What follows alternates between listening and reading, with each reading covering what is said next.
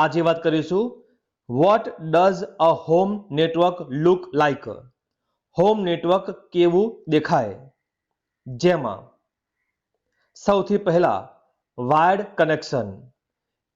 Internet service provider પાસેથી connection લેવું. Hub અથવા સ્વિચ લગાવવું.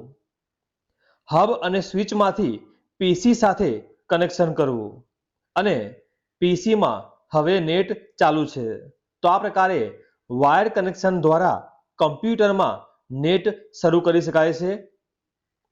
તે જ રીતે વાયરલેસ નેટવર્ક, જેમાં ઇન્ટરનેટ સર્વિસ પ્રોવાઈડર પાસેથી કનેક્શન લેવું, ત્યાર પછી વાઈફાઈ ધરાવતું રાઉટર લગાવવું.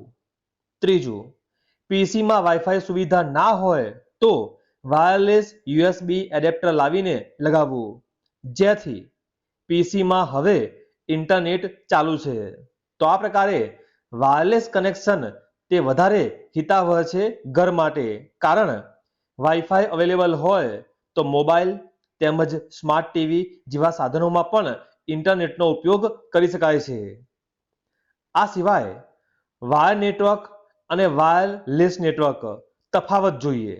જેમાં વાયર્ડ નેટવર્ક ડિવાઇસોને ઇન્ટરનેટ અથવા અન્ય નેટવર્ક જેમ કે લેપટોપ અથવા ડેસ્કટોપ પીસી સાથે લિંક કરવા માટે વાયરનો ઉપયોગ કરે છે. વાયરલેસ એટલે વાયર વગરનું માધ્યમ જે ઇલેક્ટ્રોમેગ્નેટિક તરંગો અથવા ઇન્ફ્રારેડ તરંગોથી બનેલું હોય છે. એન્ટેના અથવા સેન્સર તમામ વાયરલેસ ડિવાઇસો પર હાજર રહેશે. વાયર નેટવર્ક જેમાં ઝડપી ટ્રાન્સમિશન સ્પીડ હોય છે. વાયરલેસ નેટવર્ક જેમાં ધીમી ટ્રાન્સમિશન સ્પીડ હોય છે. વાયર નેટવર્ક પ્રસારમાં વિલંબ ઓછો છે. વાયરલેસ નેટવર્ક પ્રસારમાં વિલંબ વધારે છે. વાયર નેટવર્ક વધુ સુરક્ષિત અને તેથી વિશ્વસનીય છે, જ્યારે વાયરલેસ નેટવર્ક ઓછું સુરક્ષિત અને તેથી ઓછું વિશ્વસનીય છે. વાયર નેટવર્ક ઇન્સ્ટોલેશન ઝડપી હોતું નથી. વાયરલેસ નેટવર્ક ઇન્સ્ટોલેશન ઝડપી હોય છે. વાયર નેટવર્ક ઓછું ખર્ચાળ, વાયરલેસ નેટવર્ક વધુ ખર્ચાળ. વાયર નેટવર્ક સ્થાપન અને જાળવણી વધુ ખર્ચ, જ્યારે વાયરલેસ નેટવર્ક સ્થાપન અને જાળવણી ખર્ચ ઓછો હોય છે.